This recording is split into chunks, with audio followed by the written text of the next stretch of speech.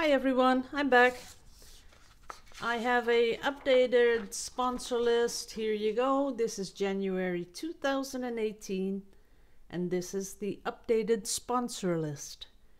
Thank you all for sponsoring my channel. I really appreciate it. Every single one. So thank you. And I have some stuff to show you guys. So you asked me about, some people asked me about, how this would warp and, the problems you'll have with it. Well, there are no problems, as you see. This is about, I don't know, I think about 30 of them. As you can see, they're nice and flat. All you have to do is take two pieces of paper, one beneath, put this one on, another one on top, and you just iron them. And then they are flat like you want them. See that? As flat as can be. Now these are the ones I did yesterday, just a little experiment with the silicone. Now as you can see, you can frame them. You can make them bigger, and Dave had a really cool idea. He said, you can make one of those adjusting frames. And I know exactly what you mean, but I haven't had time to make one. But thank you, Dave, for that idea, because that is really good. What you do is you have 2L, and you make something that goes around here, and then you can just adjust it. You can make them bigger and smaller. That's just, for determining what you want to frame. So see how you have so many possibilities. I think I'd frame something, this one I'd frame like this, with a little bit of dark at the bottom. See the dark here? I would pick that out, and then, let's see, what's the most interesting bit? I think this is interesting. So then, that would be the picture. And I really like this. I don't know why the blue, let me get you in closer. The blue has a little bit of a white ring around it, and that makes it pop off the paper. So that makes it just a little bit special. But as you can see, you could do that, or you could make it even bigger. I don't have a bigger frame, but you could do that and then have just a little bit more. Or you could just frame the whole thing. That wouldn't be too bad either, if you just took the whole picture. But I think this is the most interesting part. You have that little bit of dark, and you have a little bit of flowy thing going on, and then all the blue things on top. So that's what I like. Now this was another one. This one was a bit darker. The whole background, as you can see, this one is a little lighter. This one is a bit darker. So this is a very interesting part. I like this bit. Now I had made some this week. Just, black and white.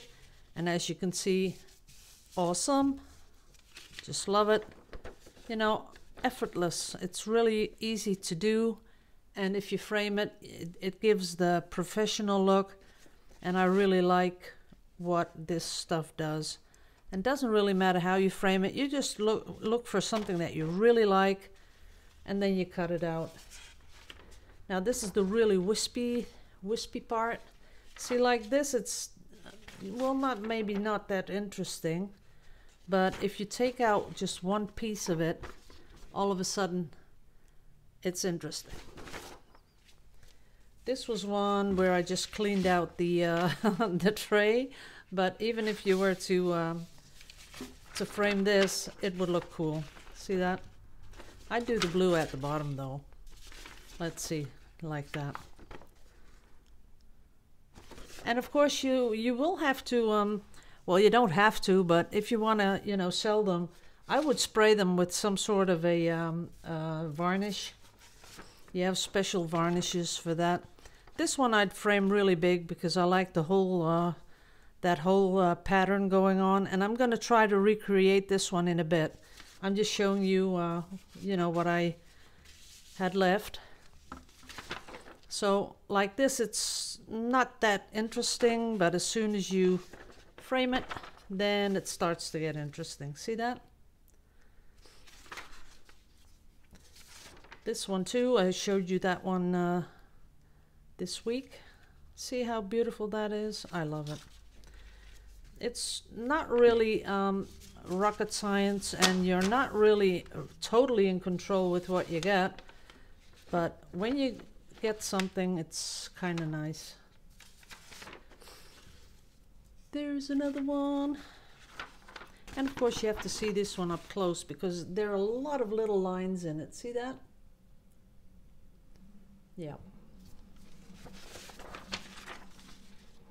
Now I got my my light is doing weird stuff. There you go. And this one is kind of pretty. You could take two out of this. Just do the little ones.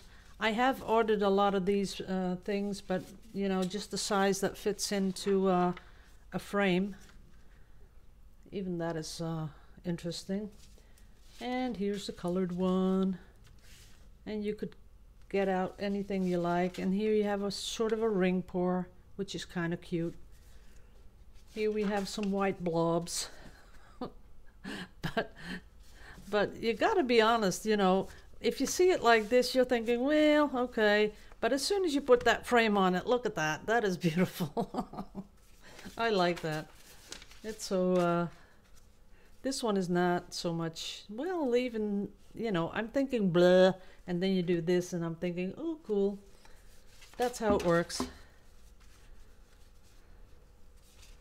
This was just a test, but even, you know, if you frame this, it can become interesting. That was another one I did yesterday. Oh, I'd pick this one out with that white. That's kind of cool. That was another one where I just used one color. That's not so spectacular, you know, it doesn't pop off the paper. As soon as you put white in there, then it pops. Then it looks really super. So we have a lot of them. And if you do this, you know, just doing this one afternoon, you'll get so many of these things because you just can't stop. It's so relaxing and so zen-y. That's a new word, zen-y. There you go. Let me put this one up close. See that? There's a lot of detail in these things.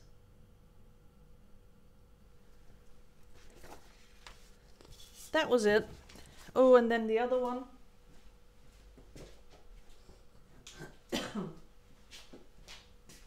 I was going to put something on it, but then I just thought I wouldn't.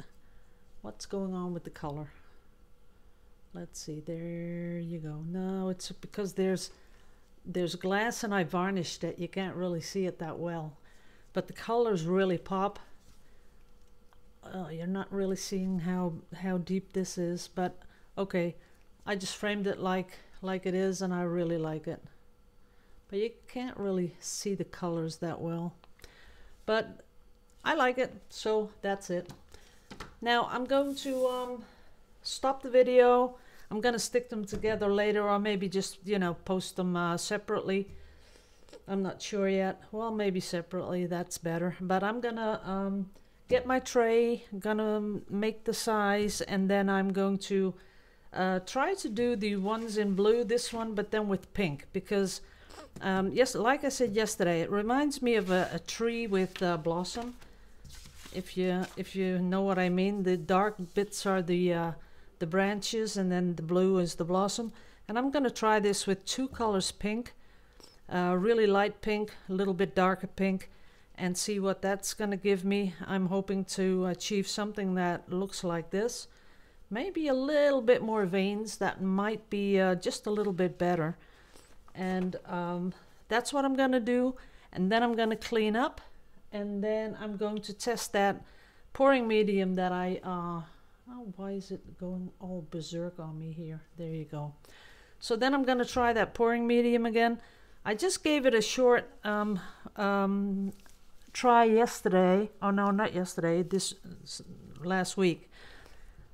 But I know, I just knew that when I posted it, a lot of people will say, I want to know what it is.